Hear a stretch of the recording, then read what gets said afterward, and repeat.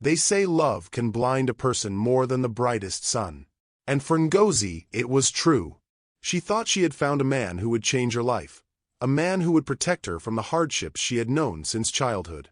Instead, what she found was pain, betrayal, and a path that would nearly destroy her, before shaping her into the woman she would later become.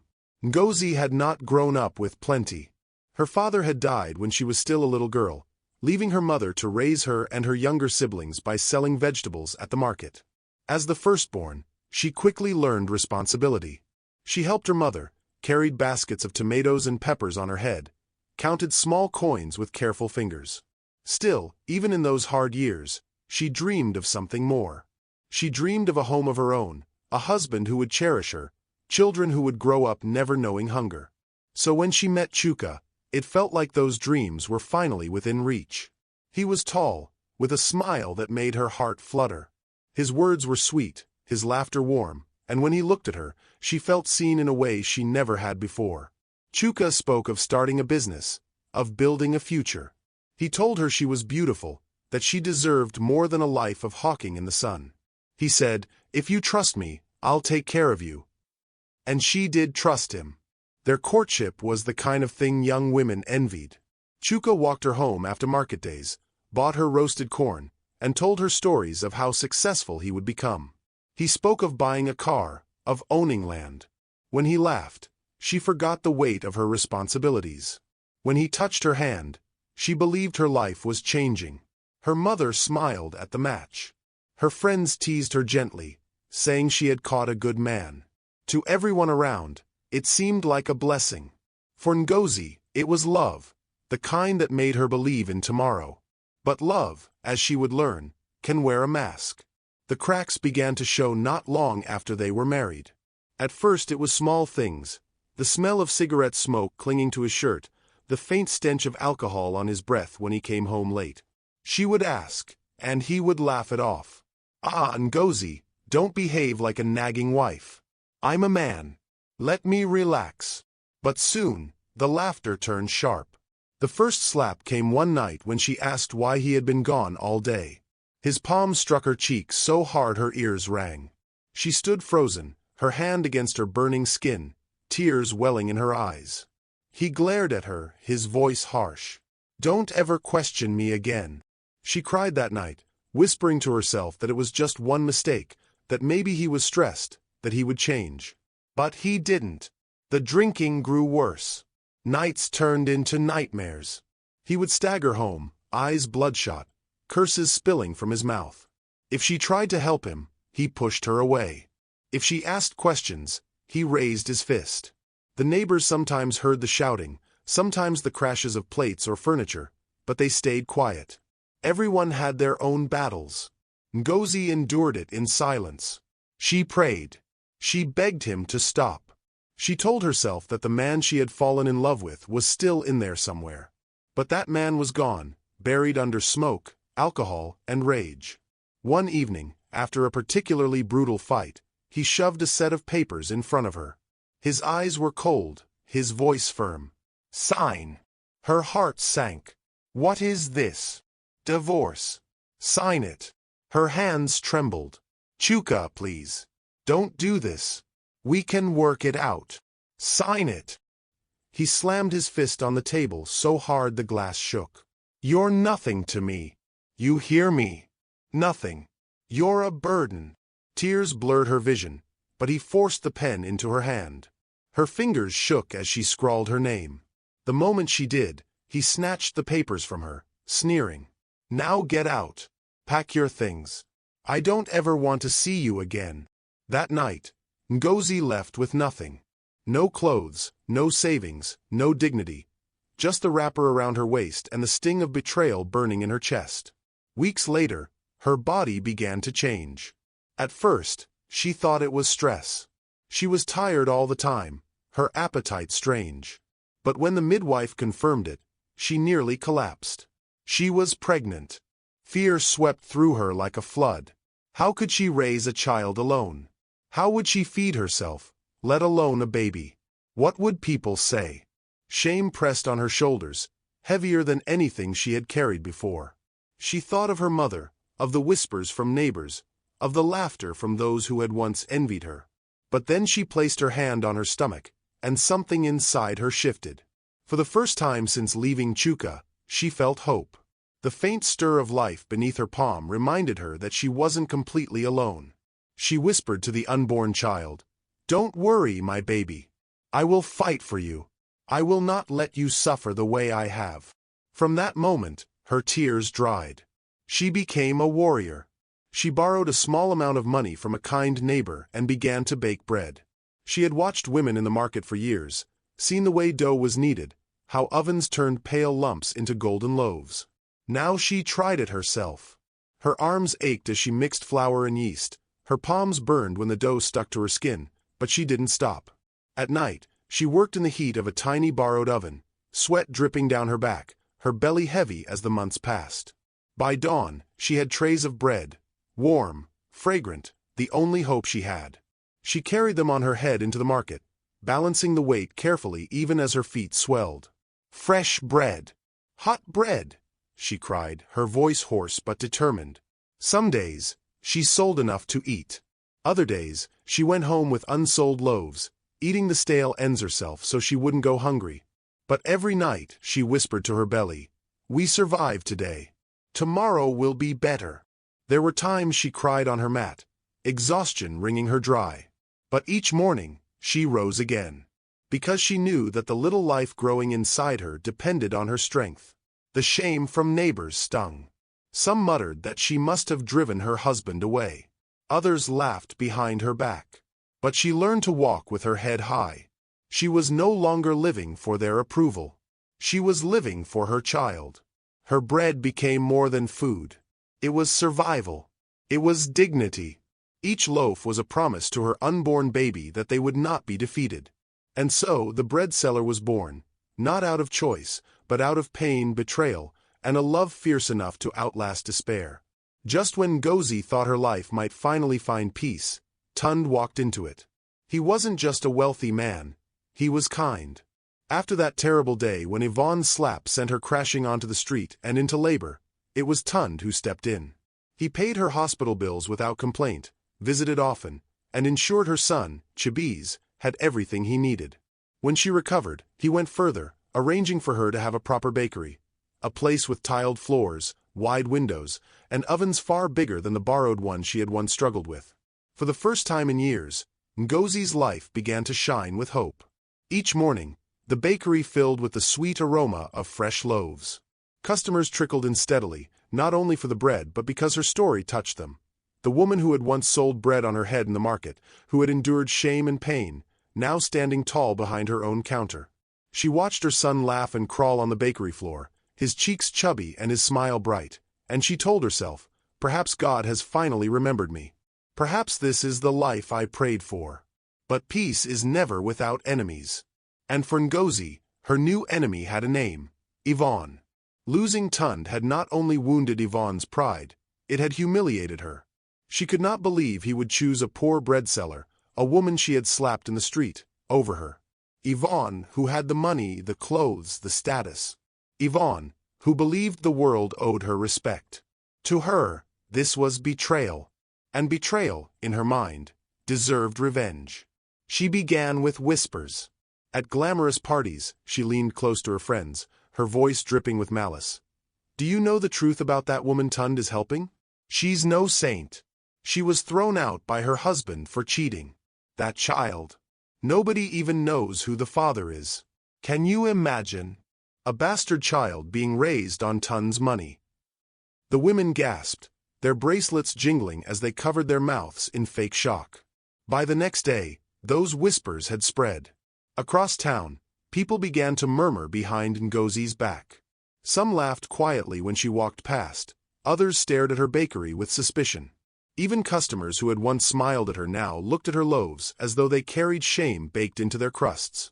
At first, Ngozi tried to ignore it. She told herself, "These are just lies.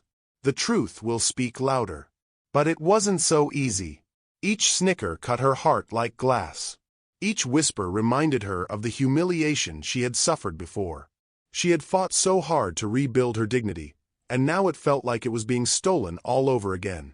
But Yvonne wasn't finished. One morning, Ngozi arrived at the bakery to find a folded piece of paper slipped under the door. She picked it up with trembling hands. The words, scrawled in thick black ink, made her knees weak. "Stay away from Tund. You don't belong in his world." Her heart pounded. She tore the paper to pieces, but the fear remained. Days later, another letter came. "He will leave you. Better to walk away now before you are shamed again." Then came a text message on her phone. "Your boy will not grow up safe if you don't leave Tund."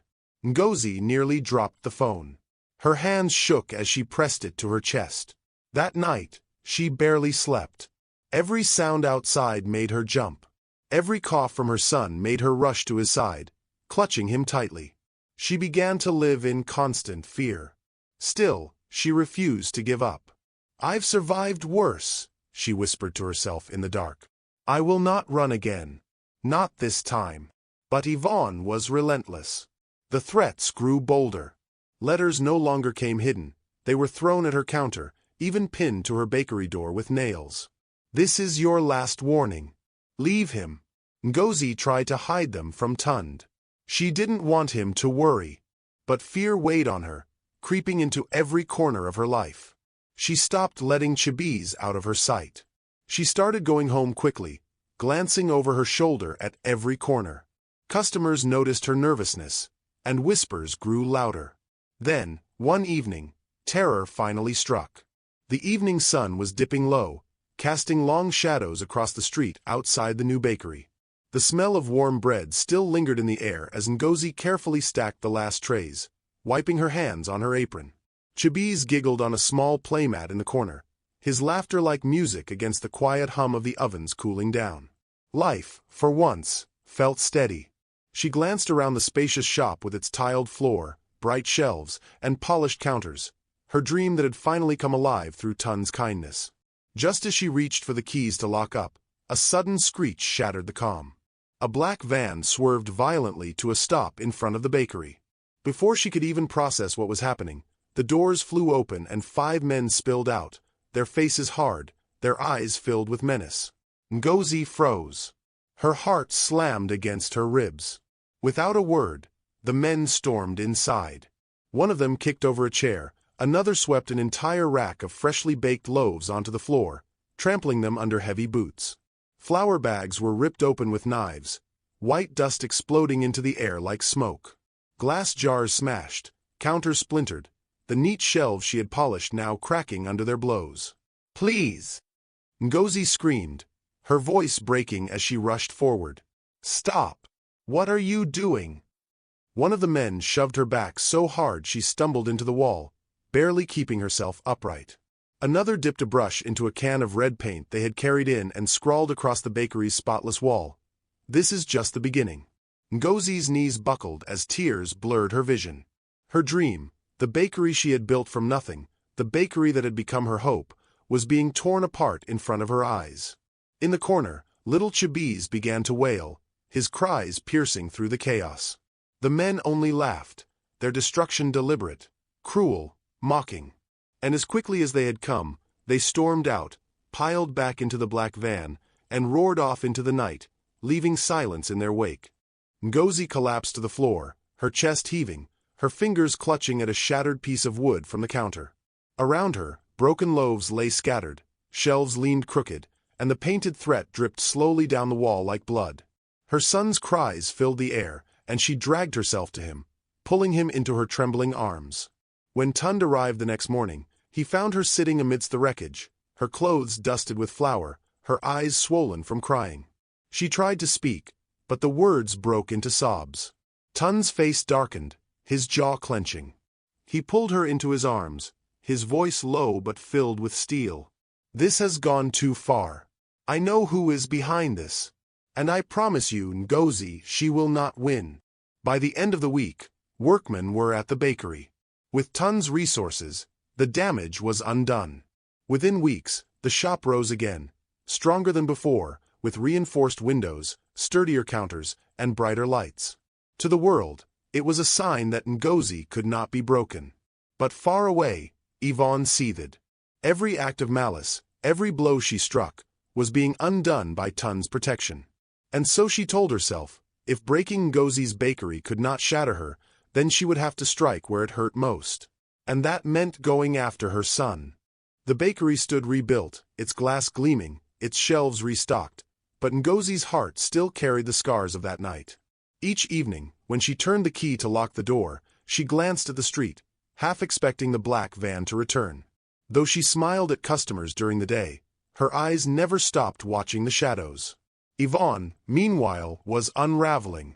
Each time she heard of the bakery reopening, each time she saw photos of Tun standing quietly near Ngozi's side, her rage deepened. To her, Ngozi was not just a bread seller anymore. She was a thief who had stolen her future, her pride, her man. And if destroying the bakery hadn't broken her, then there was only one thing left to take: her child. It happened on an evening like any other.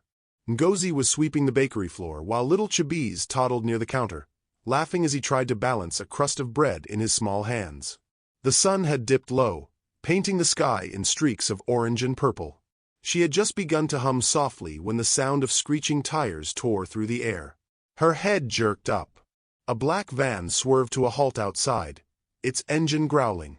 Before she could even react, the doors burst open and 3 men stormed inside. "Take the boy," one of them barked. Ngozi's scream split the air. "No! Leave him!" She lunged forward, but one of the men shoved her violently to the ground. Pain shot through her side as another man scooped up Chibiz, who wailed in terror, his little arms flailing. "Please!" Ngozi begged, scrambling to her knees, her voice breaking. "Please don't take my son." The leader sneered down at her. "You were warned. Stay away from Tund, or you lose everything." And with that, they ran out, Chibiz's cries echoing as the van doors slammed shut. The vehicle roared away, leaving Ngozi on the floor of her bakery, her hands clawing at empty air, her cries filling the night.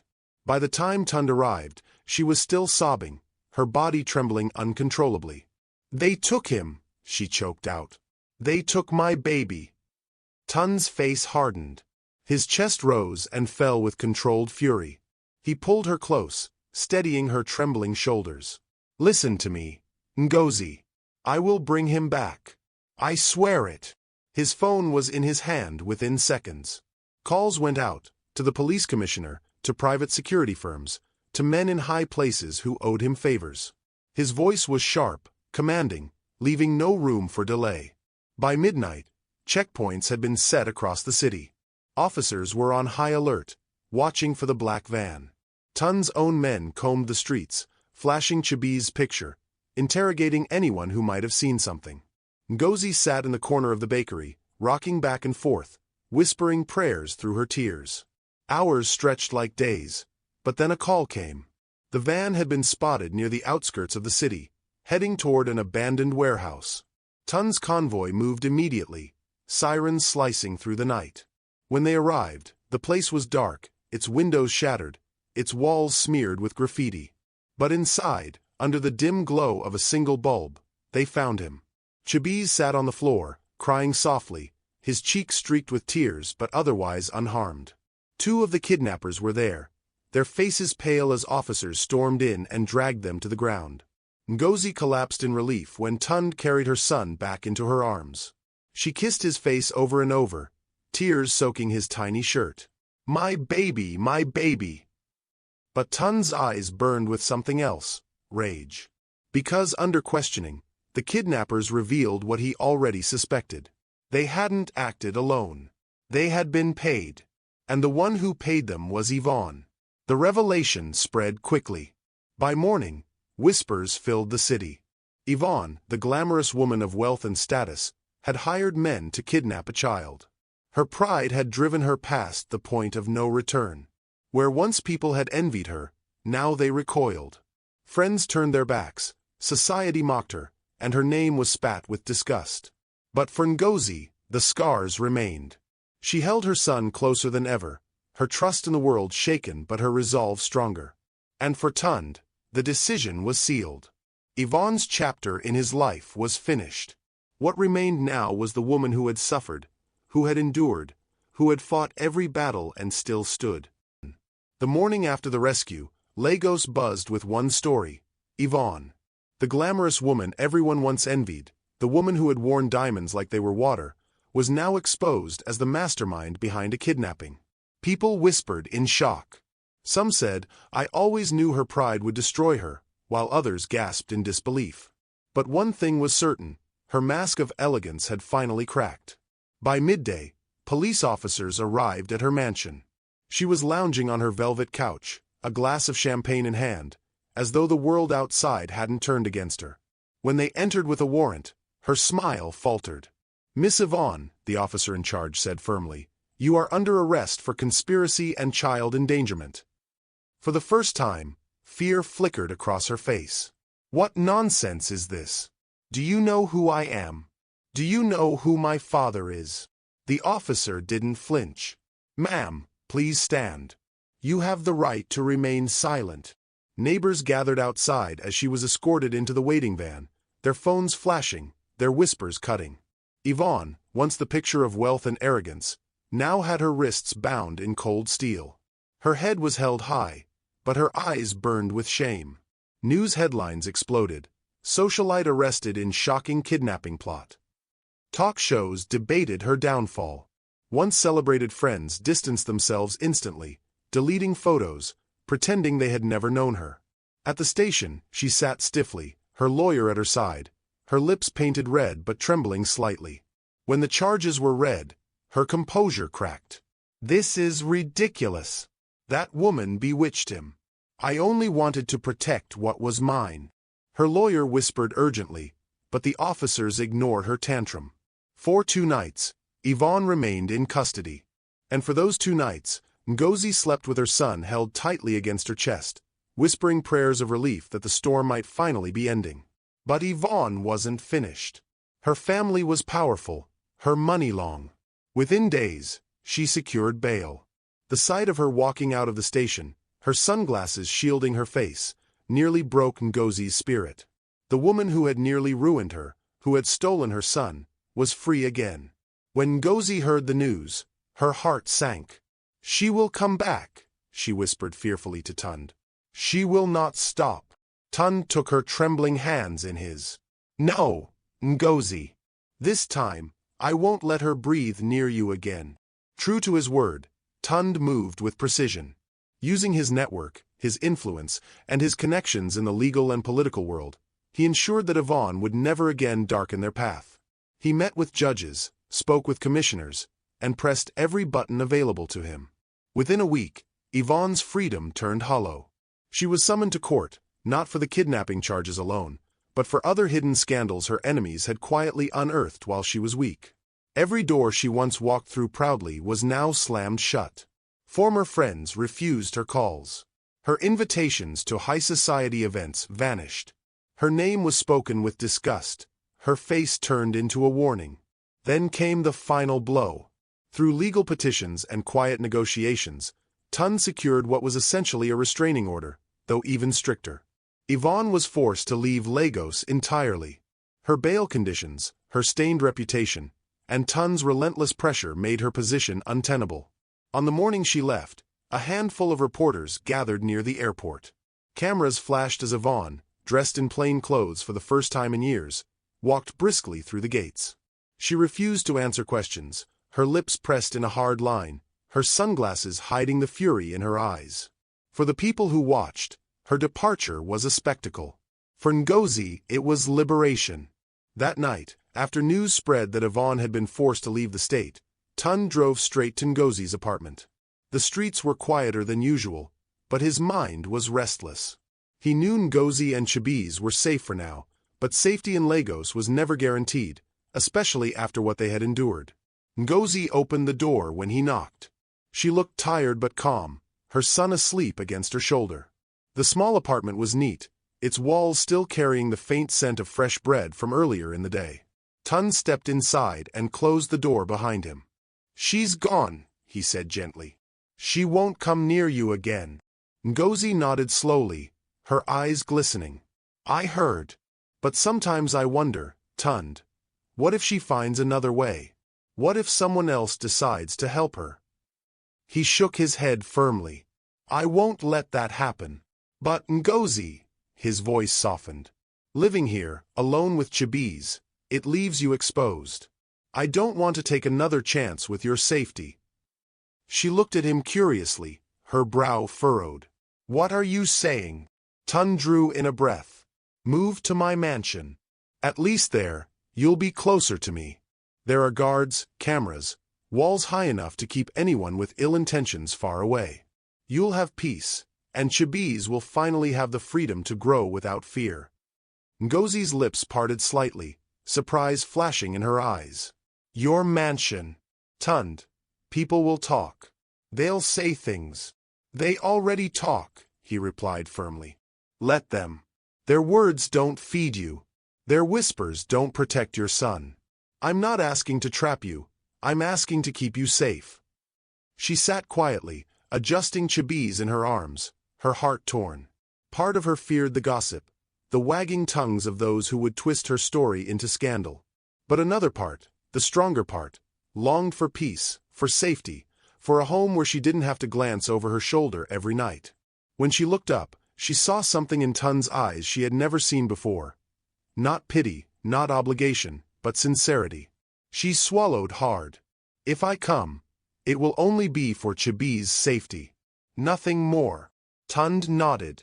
That's all I want. His safety. Your peace. By the end of the week, she moved. The mansion stood tall behind iron gates, its gardens lush, its windows glowing warmly in the evenings. When Ngozi walked through the doors for the first time with her son in her arms, she felt both small and overwhelmed. Marble floors gleamed beneath her feet, chandeliers sparkled above, and the wide staircases curved gracefully like something out of a dream. Servants bowed politely, carrying her bags, while Chibiz's eyes lit up at the sight of the grand space. He squealed with delight when he saw the fountain in the courtyard, clapping his little hands as the water danced. For Ngozi, it was surreal. Only months ago, she had balanced trays of bread on her head under the scorching sun, praying she would sell enough to eat. Now, she was under a roof where she and her son could sleep without fear. That night, after settling Chibiz into a freshly prepared nursery, she stood by the window, gazing out at the sprawling gardens lit softly by lamps. Tund joined her quietly, his presence steady beside her. Do you feel safer now? He asked. Ngozi exhaled slowly, her eyes still on the horizon. Safer, yes. But I feel out of place. Like I don't belong here. Tund turned to her. Ngozi, you belong anywhere your dignity leads you. And you have more dignity than anyone I know. She met his eyes then, and for a moment, the distance between them narrowed, not because of the mansion or the protection, but because of the quiet respect that had grown between them through fire and storms. Ngozi lowered her gaze, her voice soft. Thank you, Tund. For everything. For not giving up on me, even when it would have been easier to walk away. He smiled faintly. If anyone has shown strength, it's you. I only gave you the walls. You're the one who stood tall inside them. The mansion was quiet that night, but within its walls, a new chapter was beginning, one that would soon lead to a resolution far brighter than Ngozi had ever dared to dream. Life in Tund's mansion felt like stepping into another world. For years, Ngozi had known the harsh rhythms of survival, waking before dawn to knead dough with tired hands, hawking bread beneath a merciless sun, returning home to a bare mat and the whispers of neighbors. But now, she woke to quiet mornings where sunlight filtered through wide windows, where her son's laughter echoed in halls instead of cramped rooms, where peace no longer felt like a dream too fragile to touch. At first, the vastness unsettled her. She would stand in the marbled living room, her eyes tracing the high ceiling, and whisper to herself, "Do I really belong here?" In the evenings, she sometimes walked through the manicured gardens with Chibiz toddling beside her, still half expecting someone to appear and chase them away. But no one did. Instead, she found smiles from the staff, respect in every greeting, and warmth in every corner of the house. Slowly, her shoulders that had always carried invisible weight began to relax. Tund gave her space, never overwhelming her with his presence, yet never letting her feel alone. He checked in after long days at work, bringing small gifts for Chibiz, a toy car, a tiny football, picture books. He often lingered at the nursery door, watching the boys sleep, his face soft in the dim glow of the lamp. Ngozi noticed the way Chibiz lit up whenever Tund entered the room, stretching his little arms toward him as though he had always been part of their world. But it wasn't just Chibiz. For Ngozi too, Tund had become a constant. He would join her in the evenings when she cooked simple meals in the mansion's modern kitchen, teasing her gently when she insisted on doing things herself instead of letting the cooks handle it. Sometimes they would eat together at the long dining table, their conversations flowing easily, from business to family, from pain to hope. There were silences too, but not the heavy kind she once knew. These silences were comfortable, like two souls learning to breathe in rhythm. Yet, despite the safety and comfort, Ngozi still carried doubt. She remembered the man she had once trusted, Chuka, how sweet words had hidden fists and cruelty. She feared stepping into another bond that might crumble. And she wondered if Tund's kindness was only obligation, a noble act to protect the woman his ex-fiancée had wronged. Tund, however, had already made his decision. One evening, as the sun sank low, casting the garden in shades of gold and orange, he found her sitting under a tree, watching Chibiz chase after butterflies. She looked peaceful, but there was still a shadow in her eyes. "Ngozi," he began gently, sitting beside her. She turned, her fingers folding nervously in her lap. "Yes." He drew a deep breath. "Do you know why I brought you here?" Her brow furrowed. "Because you wanted us safe. Because of Yvonne." He shook his head slowly. "Safety was part of it, but not all. Ngozi, when I look at you, I don't see someone I rescued. I see someone who rescued herself long before I came. You endured pain, abandonment, humiliation. You carried a child when the world mocked you, and you built a life with your own two hands. That strength, that resilience. I have never seen anything like it." Her lips trembled, her eyes lowering. "Tund, I don't admire you out of pity," he continued, his voice steady. "I admire you because you are everything I thought I could never find. Humble, brave, unshaken. I don't want to just protect you, Ngozi. I want to build a life with you." She gasped softly, her chest tightening. He reached into his pocket and pulled out a small box. It wasn't the extravagant diamond he had once bought for Yvonne. Instead, it held a modest gold ring, simple but elegant, gleaming softly in the evening light. "Ngozi," he said, his voice breaking just slightly with emotion, "will you marry me?" Her hand flew to her mouth, tears blurring her vision. For a moment, her heart battled her mind. She remembered the betrayal of the past, the scars she carried, the whispers of those who had mocked her. But then she looked at Tund, truly looked. At the man who had never raised his voice at her, never made her feel small, never let her fight alone. She saw the way he watched her son with love, the way he spoke to her with respect. Slowly, she nodded. "Yes, Tund. Yes, I will." Tund's smile broke through, wide and unrestrained, as he slipped the ring onto her finger. In that moment, the shadows that had followed Ngozi for so long finally began to lift. The wedding was not the grand affair society might have expected from a man of Tund's standing. There were no endless rows of dignitaries, no chandeliers in overpriced halls. Instead, it was a gathering filled with sincerity, love, and community. The ceremony was held in a modest but beautiful church, its white walls adorned with fresh flowers. The pews were filled not with politicians or socialites, but with market women who had once bought bread from Ngozi, neighbors who had watched her journey, and friends who had stood quietly by her side. The bakery staff came too, their smiles proud as they watched their employer walk down the aisle. Ngozi wore a gown that was simple yet graceful, white fabric flowing around her like peace made visible. She carried no jewels, no diamonds, only the dignity she had fought for. Chibiz, dressed in a tiny suit, walked down the aisle as the ring-bearer, his small hands clutching a velvet cushion, his smile lighting up the room. Guests laughed and clapped as he toddled forward, a living symbol of all Ngozi had endured and triumphed over. Tund stood waiting at the altar, his eyes fixed on her as though no one else in the world existed. When their gazes met, her heart swelled. She remembered the woman she once was, the one who had knelt in the dirt, begging men to stop smashing her bakery, the one who had cried herself to sleep on a mat. And then she remembered the woman she was now, walking toward a future built not on pity, but on love and respect. The vows were spoken softly, but every word rang clear. "I promise," Tun said, his voice steady, "to honor you, to protect you, and to never forget the strength that brought you here. And I promise," Ngozi whispered through tears, "to stand by you, not as someone you saved, but as someone who walks with you, equal in every step." When the priest declared them husband and wife, the cheers that erupted felt like a tide washing through the room. Market women ululated, neighbors clapped, Chibiz giggled as though he understood the joy filling the air. At the reception, tables were laden with food, music filled the air, and laughter danced across the crowd. But at the center of it all was a single loaf of bread, placed on a golden tray. It was a reminder of where Ngozi had come from, of the nights she had baked with trembling hands, of the mornings she had walked barefoot through the markets shouting for customers. Now that bread was not a symbol of struggle, but of triumph.